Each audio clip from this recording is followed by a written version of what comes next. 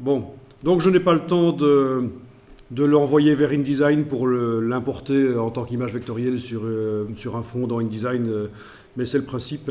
Alors quand même, si j'enregistre ça et que je l'amène dans InDesign, les deux logos vont arriver dans InDesign. Il va falloir que je recadre dans InDesign. Vous voyez, le bloc avec la flèche noire dans InDesign pour recadrer autour de celui qui m'intéresse, le noir ou celui en couleur. Mais je peux ici, si je veux, avec l'outil de plan de travail, aller resserrer sur la partie qui m'intéresse. Aller resserrer sur la partie qui m'intéresse avec l'outil plan de travail, la partie noire ou la partie en couleur.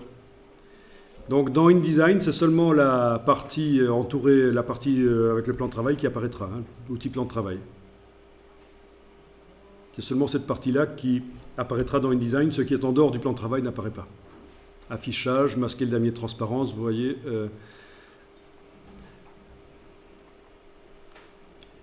Donc je vous donne déjà l'astuce si vous voulez utiliser une partie d'une illustration vectorielle dans InDesign ou dans Photoshop.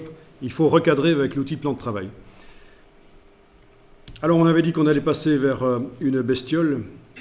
Voyons un peu ça. La bestiole en question, ça va être ça. Ça va être assez facile. Quoi qu'il y a des trous. Hein.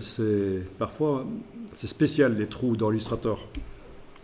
On va devoir le mettre dans... On va faire un nouveau logo en fait. Donc vous en faites pas pour le logo que vous avez déjà fait.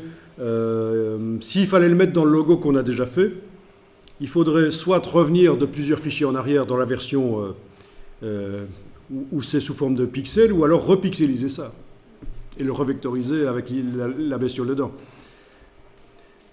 Alors voilà, vous pouvez taper cette adresse-là dans le navigateur web et vous devriez arriver sur l'image du guépard